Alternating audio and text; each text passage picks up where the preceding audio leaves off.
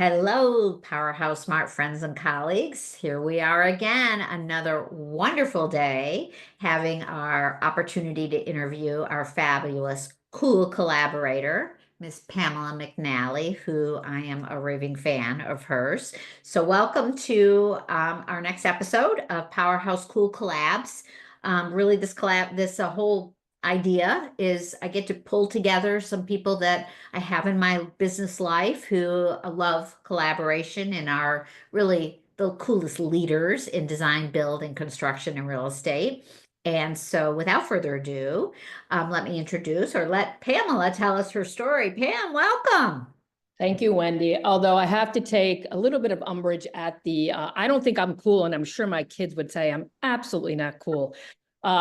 But thank you so much for having me on this podcast. I'm a fan of yours. I'm a fan of your conferences. I think they're amazing. I think you get to the root of the trends that are happening now and going forward. And I'm always very honored to be asked to either present or moderate or even attend. So thank you.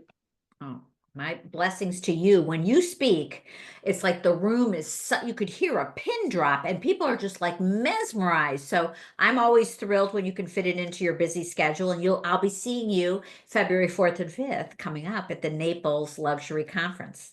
Absolutely looking forward to it. What's interesting to me is I love speaking to people.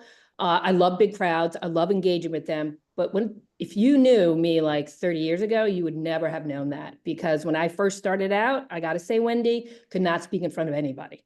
Total tongue-tied, could almost would be throwing up. It was that bad. Oh my.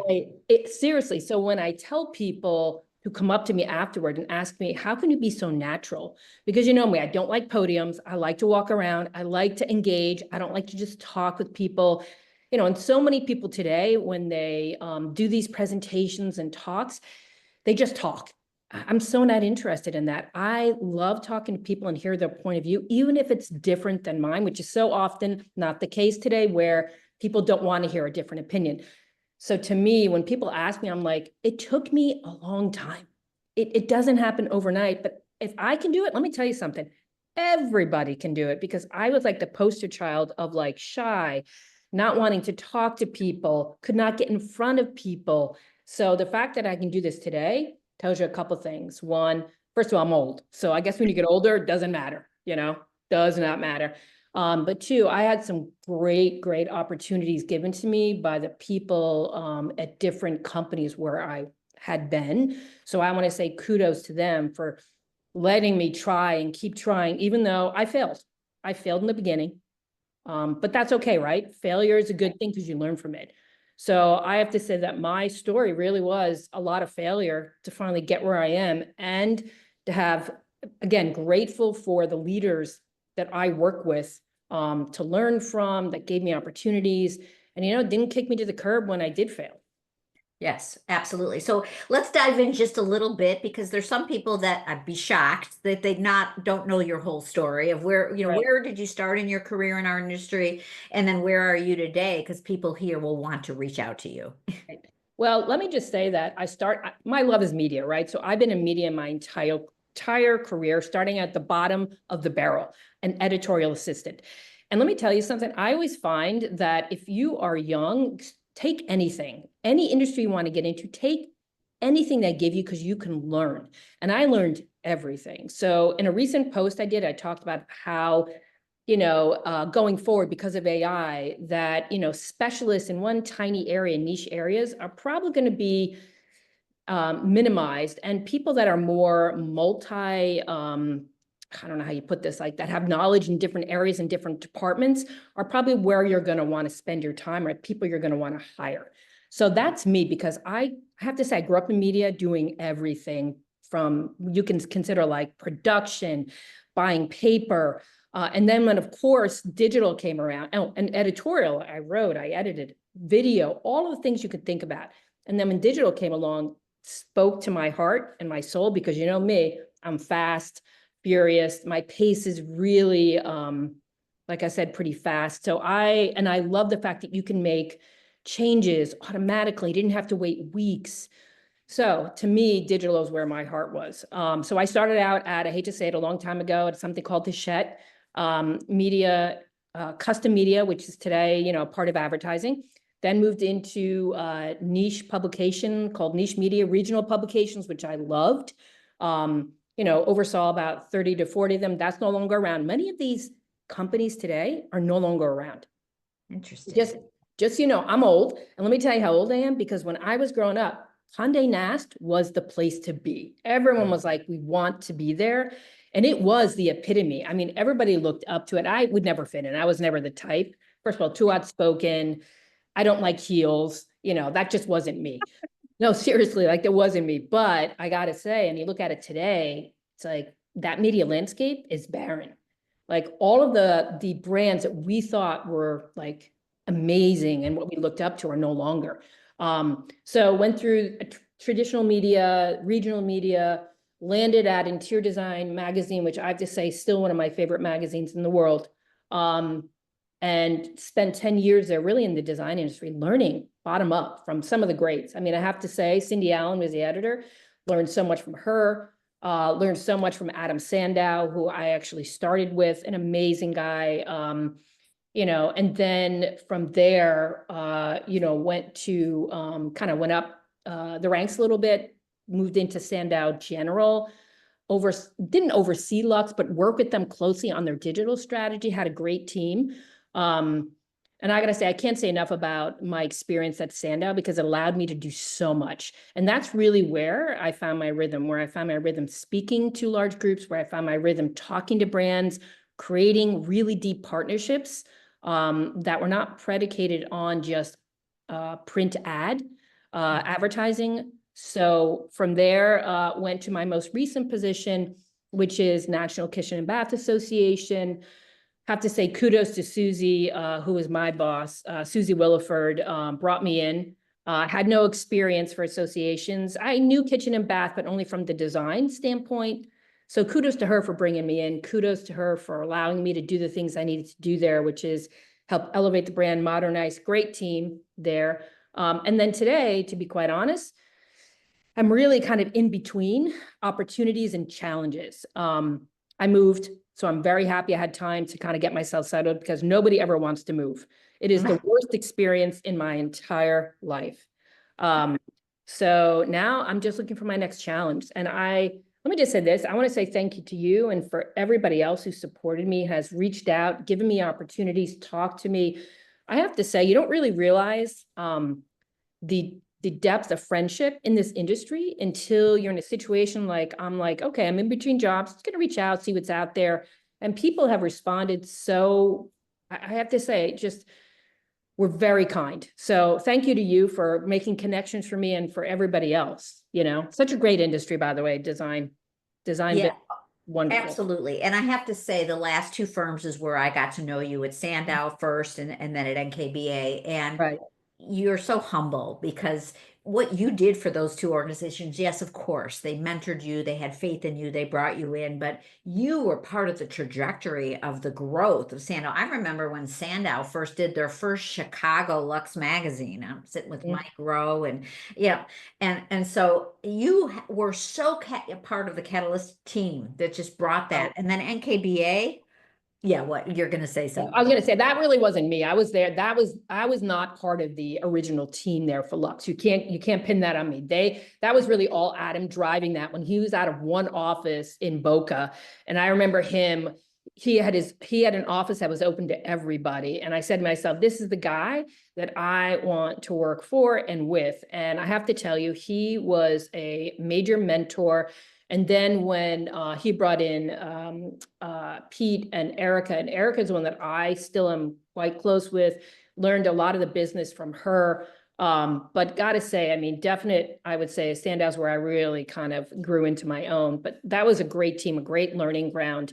And like you said, NKBA allowed me to take everything I learned there and bring it to a brand that, to be honest, really wasn't maximizing its potential. And I have to say now, you know, they are, you know, moving into the high-end resi space, doing global, you know, major, it's a great association. That's all I can say. And I love the chapters and the designers that are part of it and the people that are part of it. What a great, great association. Yeah, there's a lot of heart at NKBA. And I have to Oh my say, again, I had been a custom home builder from a past life, and then, being PowerHouse, which is kind of a give back, and then recruiting and consulting. NKBA was just like the rest of the associations, very nice and wonderful. But when you were there, I mean, I just felt like huge changes and much more had a pulse on what was going on with, how we could really be of value to our members and to the industry as a whole. So that's just from the outsider in. And then, again, I got much more involved with KBiz, and just there was a big change from just an association to really we're gonna be the industry, kitchen and bath industry. So what's interesting to me is, I've become this person that's kind of an agent of change. If you don't want change, you don't hire me. If you don't want someone who's going to push forward and, radically kind of revamp who you are, you don't hire me. So I have to give kudos to not only Susie Williford, who hired me, but also Bill, who is the CEO of NKBA, who allowed me to do the things I needed to do. Without that type of leadership, that open, honest leadership, that allows you to make those changes, and it makes people uncomfortable. Let's all agree change is not something that people like. It's not something that most people embrace. But if your leaders and the people at the top allow you to make those changes, you can do anything. You can go anywhere. You can really expand, and like we did with NKBA. So I have to say my time there was a joy. I loved being there. I loved my team. But again, I'll just say I got to give credit to Susie for bringing me on board. No association experience, but she saw something in me that she felt that NKBA needed at the time. Yep, absolutely. And so it's very easy for me to reach out to my audience of owners of companies, media companies or not, anyone in our industry, and, say, oh my gosh, you've got to, if you're thinking of hiring, certainly this is a high level leadership position. I mean, you literally took companies and made them what they are today. So I will continue to do that. And I think the conference, and of course, I will continue to do that because I am a What raving kind of you? fan.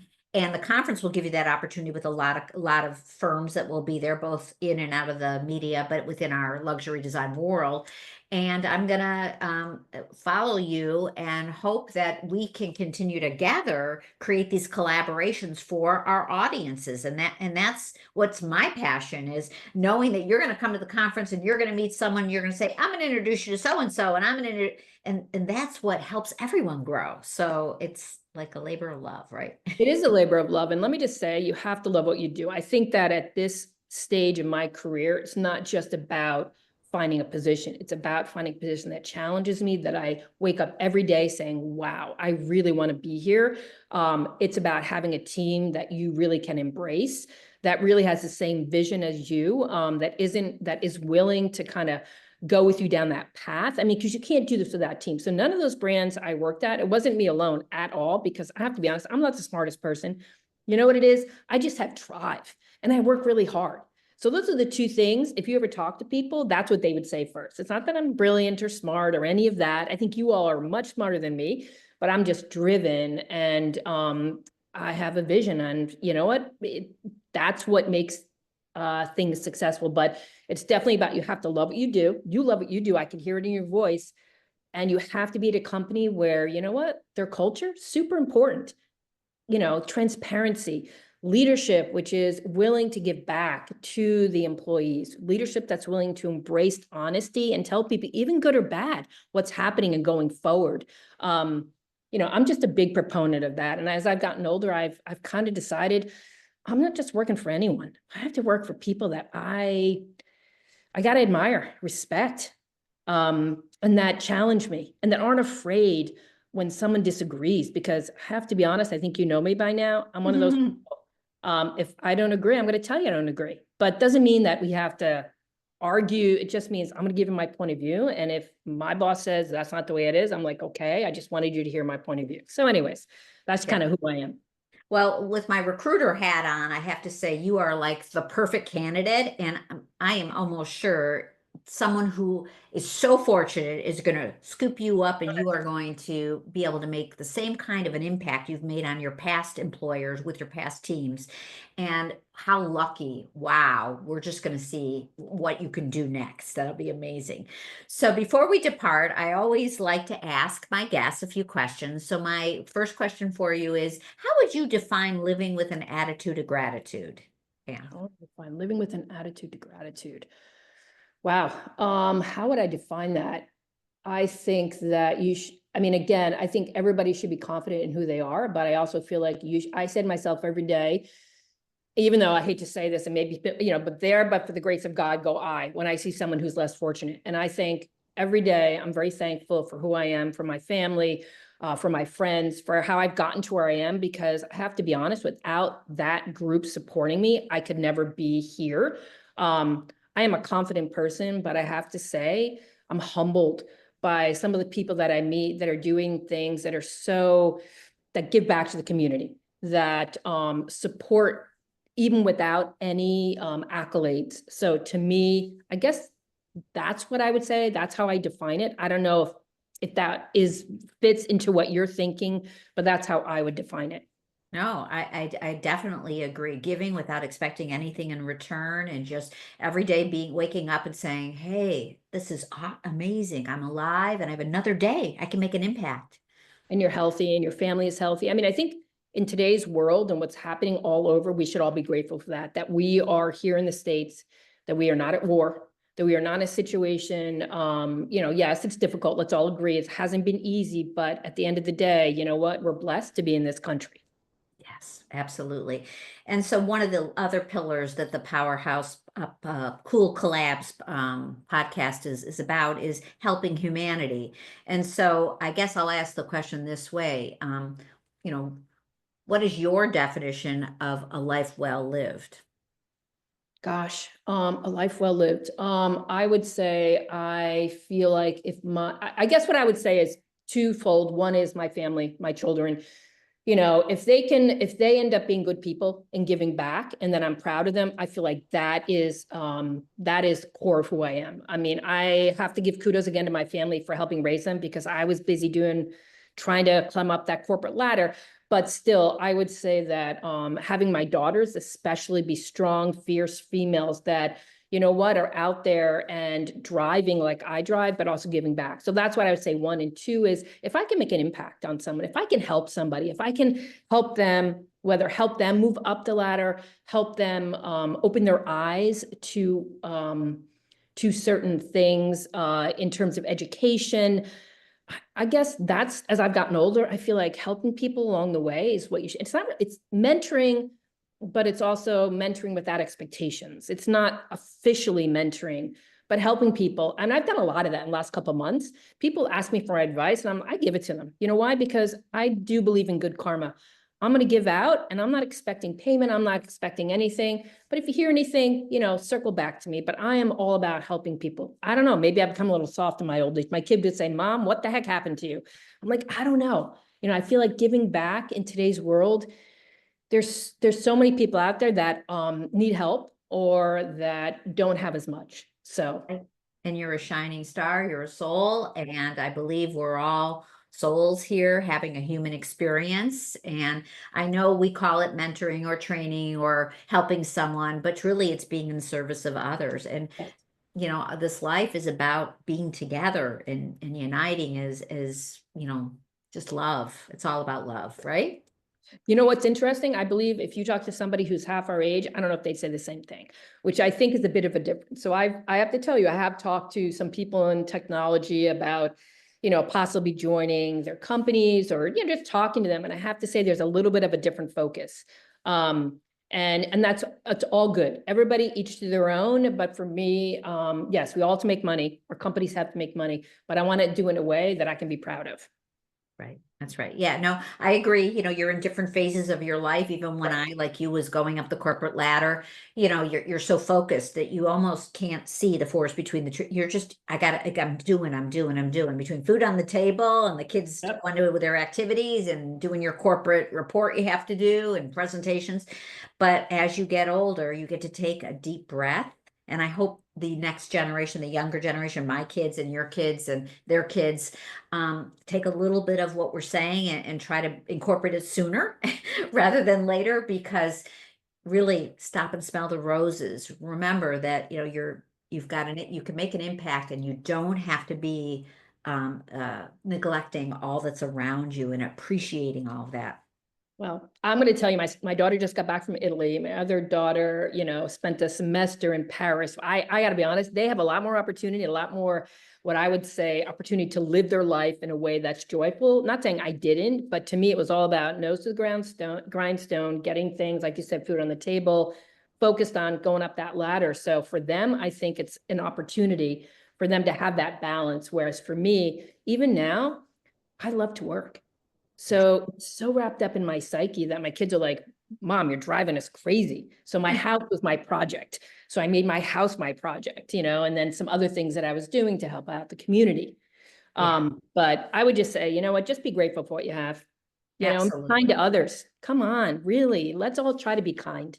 Yep. And so I ended one of my videos that I put on LinkedIn and YouTube and podcast with namaste. And my daughter said, Mom, wow, for you to do that in a business setting, you're really being authentic. And I'm like, you know what? That's what it's all about. So I'm going to end this podcast today saying, Pam, I love you. I can't wait to see you in person. And I will forever be here to, be your biggest cheerleader and to help whatever I can put you in a position to impact more people. Thank you so much, Wendy. That's so kind of you. Thank you. Okay, have a wonderful, happy holidays. See you in February. I'm here if you need anything, just a click away. And look below in the link, you're going to see how to get a hold of Pam. I'll have her email there and her LinkedIn profile. And I know that certainly if you can't make it in February, that Pam will make herself available to chat with Always, any of our leaders, right? always, always. Okay. Okay. Okay. Thank you. Namaste. Love you. Namaste.